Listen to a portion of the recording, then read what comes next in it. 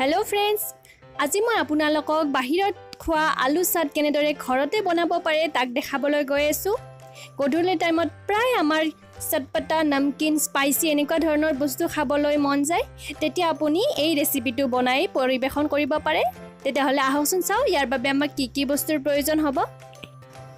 ঘৰতে আলু চাট বনাবৰ কাৰণে মই দুটা মিডিয়াম আকাৰৰ আলু বইল কৰি লৈছো আৰু এনেকুৱাকৈ সৰু সৰুকৈ কাটি লৈছো। আপুনি অকনমান ডাঙৰকৈও কাটিব পাৰে।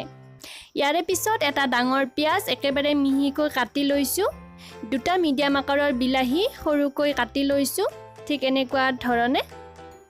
অকনমান ধনিয়া লৈছো, এচামুচ নহৰু একেবাৰে মিহিকৈ কাটি লৈছো আৰু দুটা কেঁচা জলকীয়া কাটি লৈছো। জলকীয়াটো আপুনি কম বা বেছিও কৰিব পাৰে।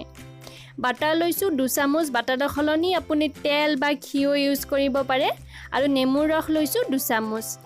কাশ্মীৰী ৰেড চিলি পাউডাৰ লৈছো আধা চামুচ। ইয়াৰে পিছত মই কলা নিমখ লৈছো আধা চামুচতকৈ কম, কাৰণ আমি ইয়াতে নৰ্মেল যিটো বগা নিমখ সেইটো অকনমান ইউজ কৰিম, আধা চামুচতকৈ কম। আৰু চাট মছলা অকনমান লৈছো আধা চামুচতকৈ কম, চাট মছলাটো নিমখ থাকে। ভুজিয়া লৈছো মই ইয়াতে আলু ভুজিয়া লৈছো 3 চামুচ মান। ইয়াতে আপুনি যি কোনো মন পছন্দৰ ভুজিয়া ল'ব পাৰে।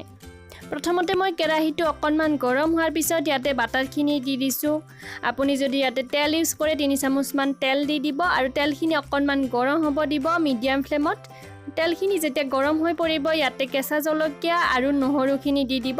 ইয়াতে নহৰুটো অপচনেল হয়, আপুনি নিদিবও পাৰে বা ইয়াতে সৰু সৰুকৈ কাটি অকনমান আদাও দিব পাৰে। কেইছেকেণ্ড মানৰ কাৰণে এইখিনি ভাজি লৈছো আৰু কেইছেকেণ্ড মান পিছত ইয়াতে মিডিয়াম ফ্লেমতে মই পিয়াজখিনি দি দিছো। অকনমান পিয়াজ গাৰ্নিচিঙৰ কাৰণে ৰাখি থৈছো। পিয়াজখিনি ভালদৰে 3 মিনিট মান সময় মিডিয়াম ফ্লেমতে ভাজি ল'ব, যাতে পিয়াজৰ কালাৰটো অকনমান চেঞ্জ হৈ পৰে।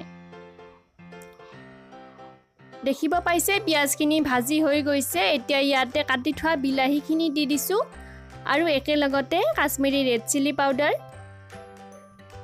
আৰু লগতে নিমখখিনিও দি দিম। ইয়াতে আপুনি জিৰা গুড়ি অকনমান ইউজ কৰিব পাৰে। গোটেইখিনি মিক্স কৰি লৈছো আৰু এইখিনি ভালদৰে মিক্স কৰি মিডিয়াম টু লো ফ্লেমতে 3 মিনিট মানৰ কাৰণে সিজিবলৈ ৰাখি দিব। একেবাৰে ভালকৈ গলি যাব নিদিব। দেখিব পাইছে বিলাহীখিনি কিছু সিজি উঠিছে, প্ৰায় 80% মান সিজি গৈছে। একেবাৰে ভালদৰে গলি যাব নিদিব আৰু গেছটো অফ কৰি দিব।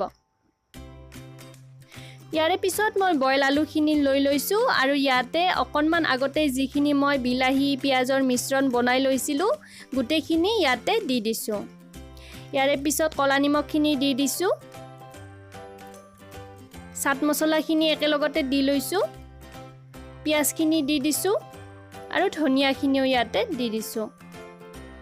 নেমুৰ ৰসখিনি দি দিম। সৰু চামুচেৰে 2 চামুচ দিব। আপুনি নেমুৰ ৰসৰ সলনি তেতেলীৰ জুচো ইউজ কৰিব পাৰে। গোটেইখিনি ভালদৰে চামুচেৰে তল ওপৰ কৰি মিক্স কৰি ল'ব। যদি আপোনাৰ তাত মেংগো পাউডাৰ আছে তেতিয়াহ'লে মেংগো পাউডাৰো ইয়াতে অকনমান দি দিব পাৰে। যদি আপুনি চামুচেৰে এনেদৰে মিক্স কৰিব টান পাইছে ঠিক এনেদৰেও মিক্স কৰি ল'ব পাৰে। ভালদৰে গোটেইখিনি তল ওপৰ কৰি মিক্স কৰি ল'ব আৰু যেতিয়া গোটেইখিনি ভালদৰে মিক্স হৈ পৰিব ইয়াতে যিখিনি আমি ভুজিয়া ৰাখিছিলোঁ ভুজিয়াখিনি ওপৰত দি দিব। দেখিব পালে ঘৰতে কেনেদৰে ইমান কম সময়ৰ ভিতৰতে 5 মিনিট মানৰ ভিতৰতে আপুনি আলু চাট বনাই তৈয়াৰ কৰি ইয়াক পৰিবেশন কৰিব পাৰে। এই ৰেচিপিটো এবাৰ ট্ৰাই কৰি চাব। গধূলি টাইমত নিজৰ ল'ৰা ছোৱালীক দিব বা নিজেও পৰিবেশন কৰিব আৰু কেনেকুৱা পালে মোক জনাবলৈ নাপাহৰিব।